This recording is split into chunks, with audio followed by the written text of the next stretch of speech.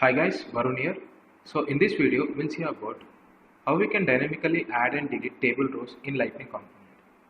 So this is my Lightning component where I can create multiple contacts in the same page. So this is my table. I can dynamically add table rows and delete the table rows here. So if I click on plus button here, you can see a new row is added here where we can fill out all the contact details and just click on save. And if I click on delete here, this row will be deleted. In this way we can add as many rows as you want, and also you can delete it as well. And also if I enter the first name, last name and email, all these details are saved into contact, which will if I want to create another contact here, I can just click on this plus icon and enter the details of contact 2 here.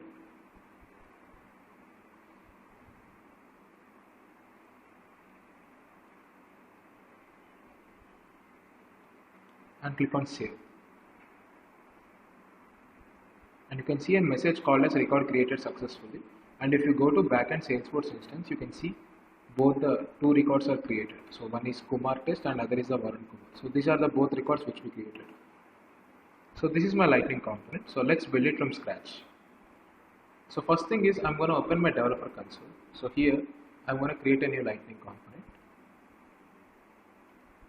I'll just name this Lightning component as create contacts and click on submit. Similarly, I'm going to create a new Lightning application to embed my Lightning component. This is my Lightning component Lightning application. First thing I'm going to do one thing here. I'm going to write this statement extends force colon SLDS, and then I'm going to embed my component into this app. So this is my Lightning component, and if I click on preview, it will open my application here. As of now it's empty.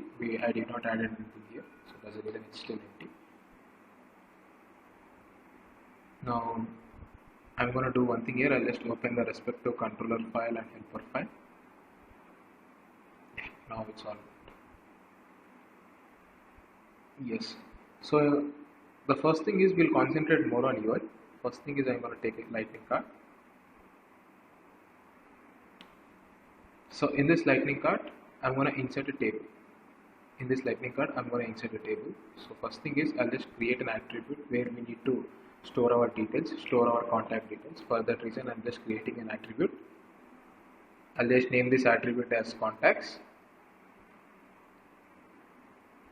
And the type of the attribute is contact list, contact array.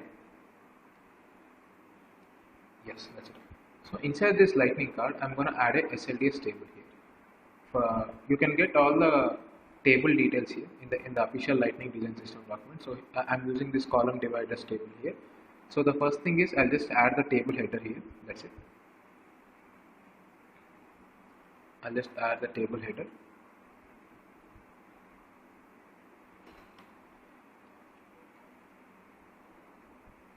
So in the first column, I'm going to display first name. Let's name this as contact first name, which is nothing but the contact first name.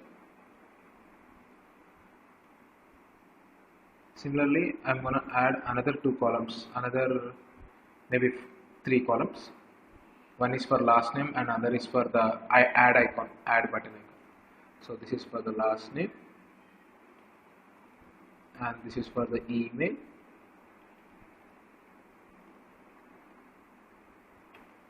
And basically this is for add icon. I'll just add a button icon which says add. Now if I go back to my application and just do a refresh here,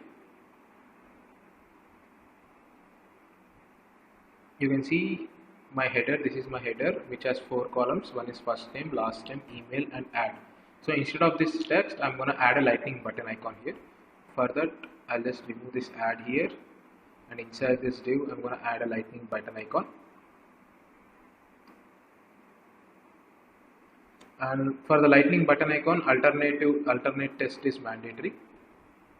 You can see this in official component reference here. If you see here, you just click on view as auto component. For the button icon, alternate test is mandatory.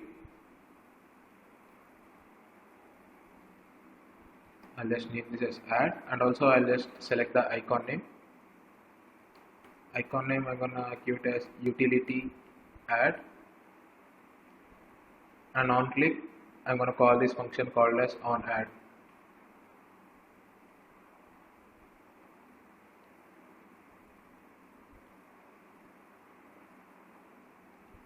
So this is my lightning button icon.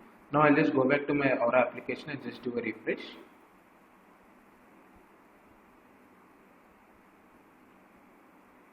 And my icon still not yet displayed. I think it's taking time to load. Now you can see here.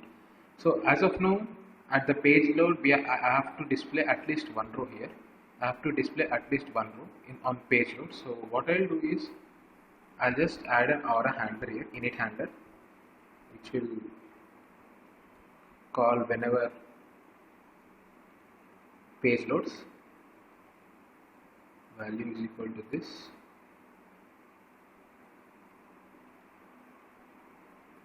Action is equal to doing it. Just add this doing it function in our controller. So this is my controller. Here I'm going to do one thing here. First thing is I'm going to get my contacts here. I'll just do one thing here. In the helper function, I'm going to create a function called as add row inside this. Here I'm going to add a new row into my table here. For that, first thing is I'm going to get all the contacts into this variable called as contacts.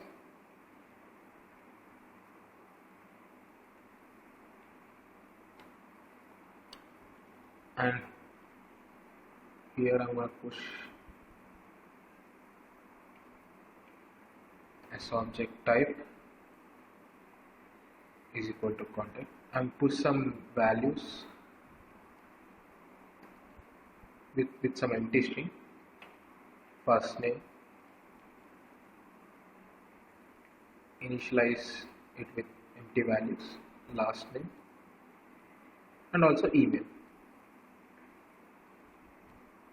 That's it. Now we have to set this back again.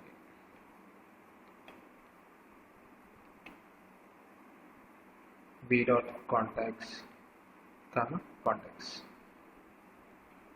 Now I'm going to call this helper function from my init handler. That means on page load it will make sure that at least one row exists in our table. So I'll just call this helper function from my controller. That's it. Now I'm going to refresh my page here. I'll just go back to my Aura application and just do a refresh.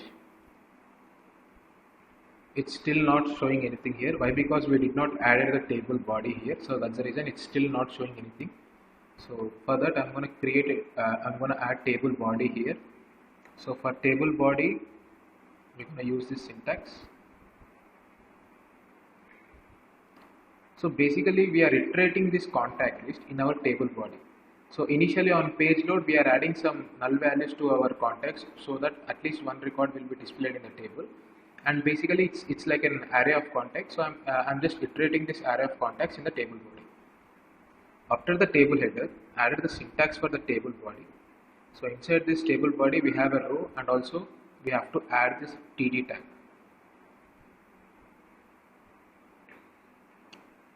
So this is my td tag.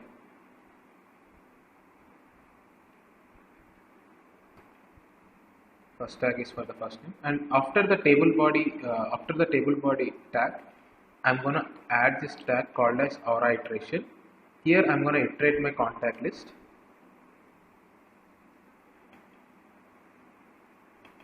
It's gonna be b.contacts, and also I'm gonna declare a var.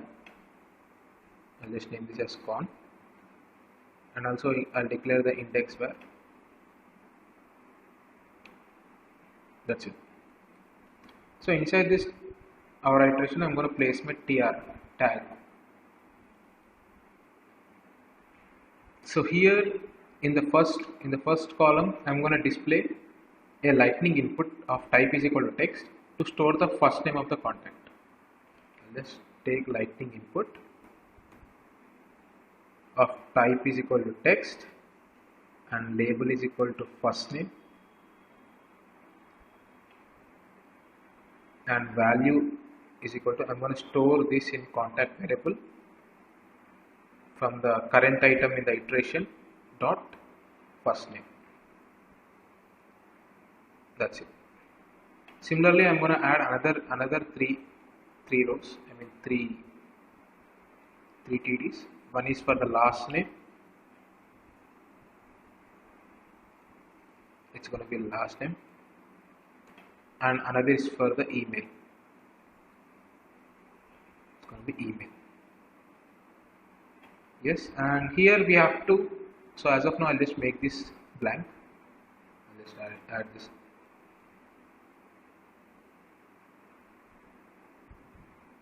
I have to add this. I have to add this another column here. I'll add it now. Before that, we have to change this label. Yes. Now, if I go back to my Aura application and if I do a refresh here, you can see here there are like three text boxes: first name, last name, and email. And also here we have to add the delete button. We have to add a delete button icon. So for that, I'll just copy above syntax and paste it here. And instead of add, I'm going to replace with delete, and the icon is also delete. And on click, I'm going to call this function called as on delete. That's it. And also, I'll just name this label as well. It's to delete. Basically, like for email, type should be email. So that's the reason I'll just make this as email. And also, I just want to make sure like last name is required in context. So that's the reason I'll just mark this field as required using required attribute and make this as true. That's it. Now if I go back to my Lightning application and just do a refresh here, you can see here first name and last name is marked as required, and also you can see two buttons here: add, delete. So it's looking fine now. Now it's time to add some logic after clicking this button, after clicking the plus button and also the delete button. We have already calling this function called as on add. I'll just add this function in our controller. I'll just call the same function which will add me the row. And if I go back to my application here and just do a refresh, if I add this, you can see here a new row is generated, but delete row is not working. You can see the delete row is not working. Why? Because we did not add any logic after the delete button clicked. So for that, I'm going to create a function. So here we have to delete. We have to delete the selected record. So for that, I'm going to do one thing here. First thing is I'm going to store the index in this name attribute.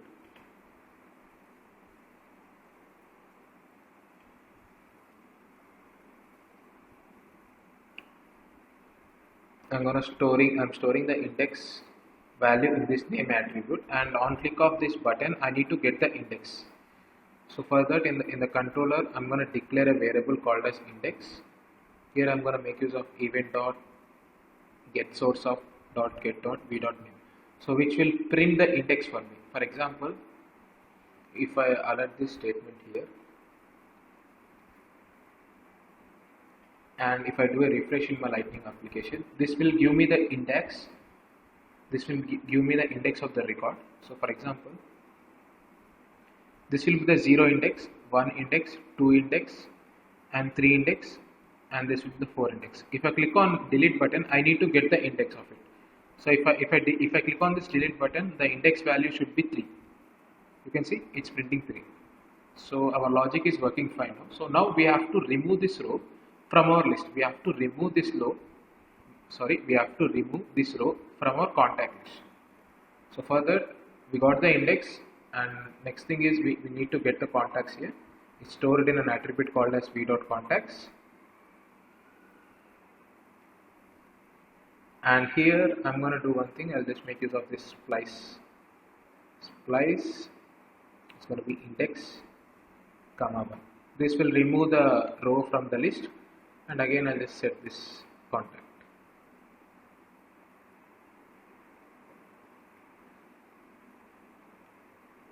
That's it. Now if I go back to my application and just do a refresh,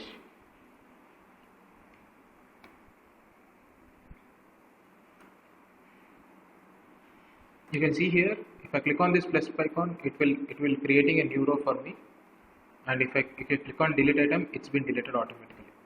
In this way you can add as many rows as possible, and also you can delete it. And also I just want to add another function here, I mean another functionality, like there should be at least one row existing in the table body, at least one row. So for that I'll do one thing here. I'm going to splice the record from the list whenever if contact.length not equal to 1, then only I'll just splice the record, or else it will not splice. I mean, if there is only one record in the table, that means the length value is 1, and this condition is notified, and I mean this condition is not satisfied, and this will not execute. So if I go back to my Aura application once again,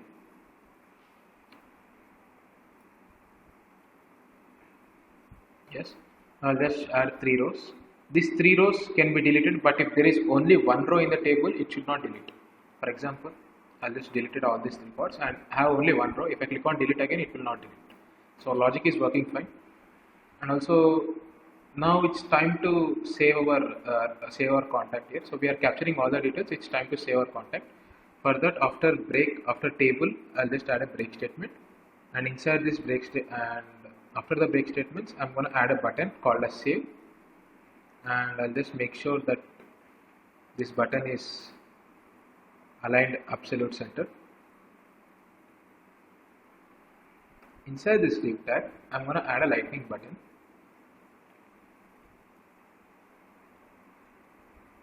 I'll just label it as save.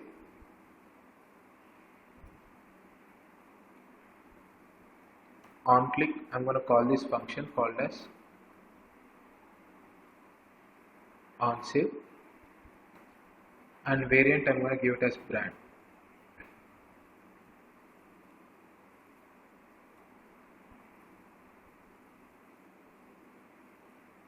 Let's close this button tab. Yeah. And if I go back to my application, you can see a save button. So now our UI part is done. UI part is looking good. Now we have to add this onSave function in my controller. Here I'm going to add my onSave function. So before sending this record to the backend Apex, we have to do some initial validation. As you can see here, last name is a required field. We have to validate whether the end user has filled this last name or not. So for that, I'm going to do one thing. I'll just get all the contacts which are entered by the user into this variable, and also I'll just declare another variable called as isValid. I'll just make this as initial value as true. My initial value of all valid is true.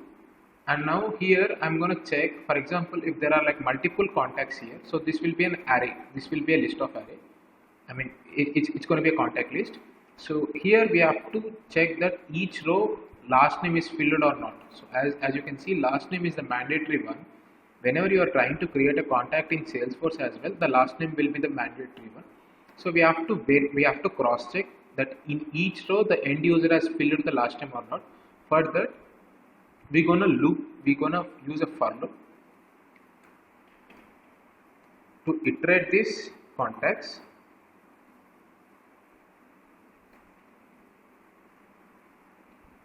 And here we're going to check if contacts of I dot last name of I contacts of current index dot last name is equal to null or is equal to empty string. Then that means the end user did not fill it last name for this particular index. So here I'm gonna make this all valid as false, and also I need to get the row number. So for that I'll just declare a row number variable, and here I'm gonna add 1 to my I. So as index starts from 0, there is no point of showing 0 in the UI. So that's the reason I'll just add 1 to I here to capture the exact row number. And here I'm going to print a message called as last name is required at row number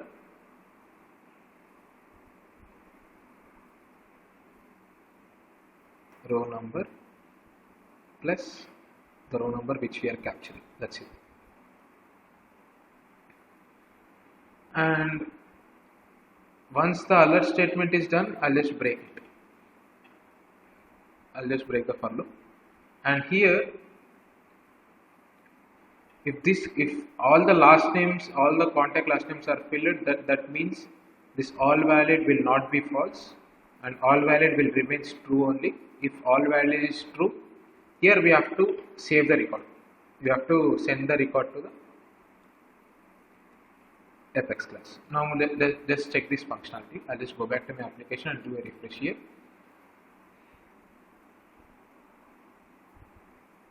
Now I'll do one thing here. I'll just I did not do nothing. I'll just fill out the first name here and just click on save.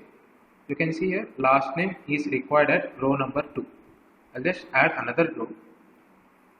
For this, I'll fill the last name for the first row, but I left the last name for the second row. If I click on save here, you can see last name is required at row number 2. That's it. So that's working fine. It's doing some initial validations. Now it's time to save our record into our backend. So for that, I'm going to create a new Apex class. I'll just name this as create contact controller.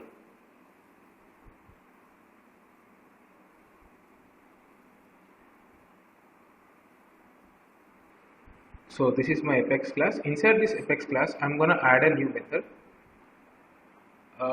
First thing is I'll just annotate this method as aura enabled.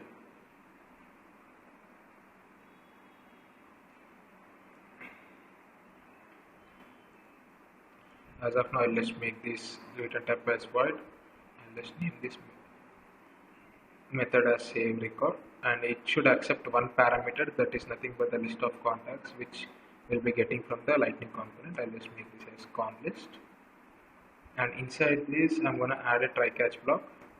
First thing is try, and the next thing is catch block, and if there is an exception, so for I'll return a string value here. I'll insert this contact,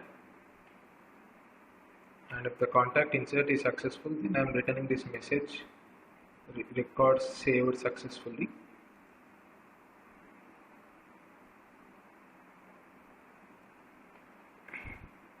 And if there is an error, I'm just returning the error message coming from the catch block.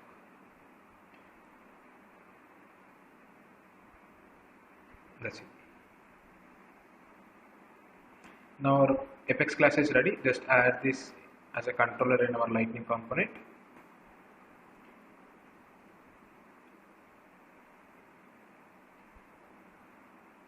Now it's all looking good. The next thing is we have to call this method from a controller here. So once the initial validation is done, so here in the helper class, I'm gonna create another function called as save contact. So from this function, we're gonna call our server side controller and just perform a DML operation. So I'm gonna call this helper function from my controller here, helper dot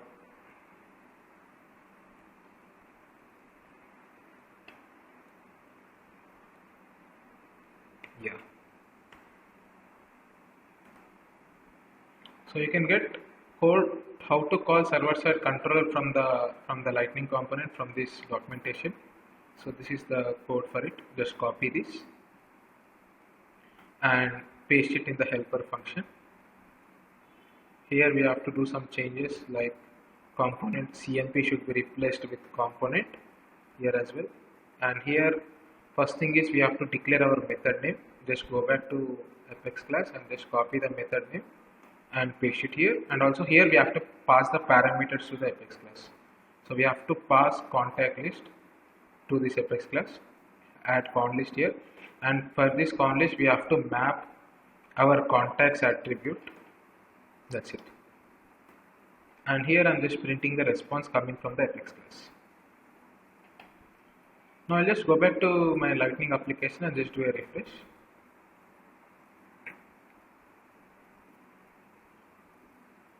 I'll just give some random data here, test initial, and just click on save. You can see a message called as record saved successfully, which is coming from the helper function. This is coming from the helper function. And also I'm going to do one thing here. I'll just reload the page once there is a response on the server side. And if I go back to my Salesforce instance here and just click on the contacts tab, you can see this is the record which we created.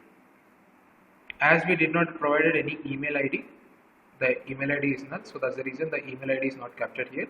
And also you can see the first name and the last name. Yes. Now I'll try to add multiple records here. I'll just add first details here. Test1